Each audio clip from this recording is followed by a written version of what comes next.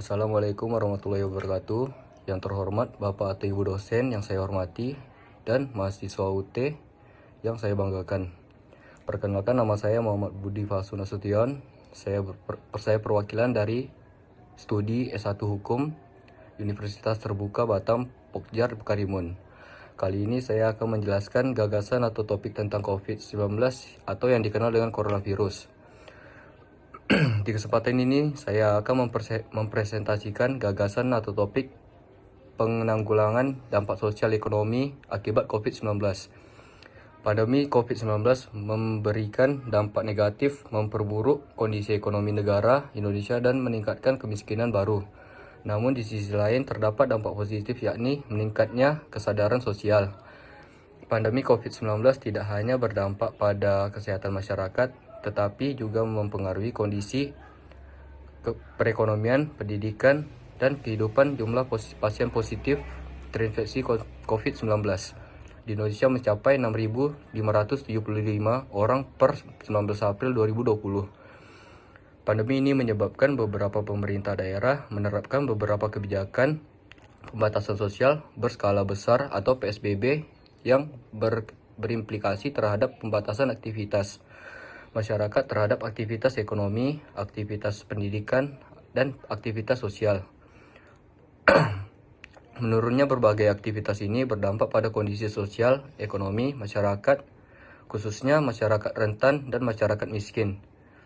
Oleh sebab itu, pemerintah baik di tingkat pusat maupun tingkat daerah mengeluarkan berbagai kebijakan untuk menanggulangi penyebaran COVID-19 serta kebijakan-kebijakan yang bersifat penanggulangan berdampak sosial dan ekonomi. Dalam penanggulangan COVID-19, kita harus melakukan protokol kesehatan yang sangat ketat.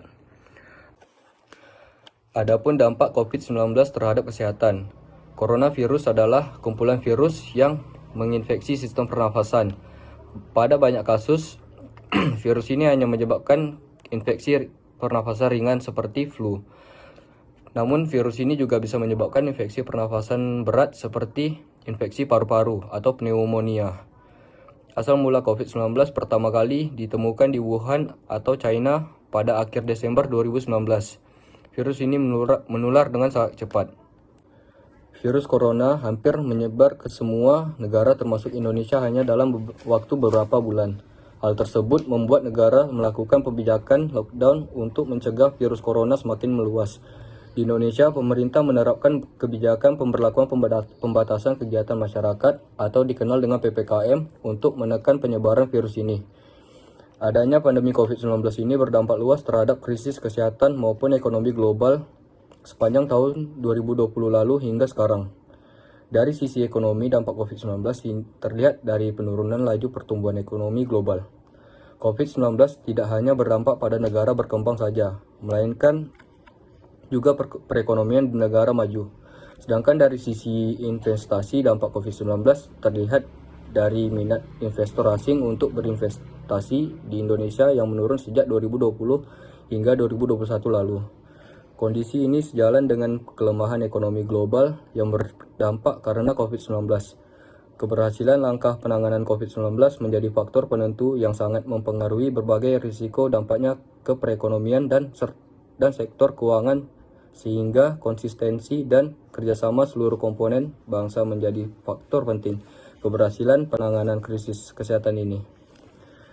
Beberapa kebijakan pemerintahan adalah dengan menertibkan peraturan pemerintah pengganti Undang-Undang Nomor 1 Tahun 2020 tentang kebijakan uang negara dan stabilitas sistem keuangan untuk penanganan COVID-19. Langkah lain yang dilakukan pemerintah adalah dengan menghimbau semua warga masyarakat agar mematuhi protokol kesehatan agar COVID-19 segera berakhir dan perekonomian serta stabilitas keuangan kembali seperti semula. Sekian presentasi dari saya yang dapat saya sampaikan. Lebih dan kurang mohon dimaafkan. Assalamualaikum warahmatullahi wabarakatuh.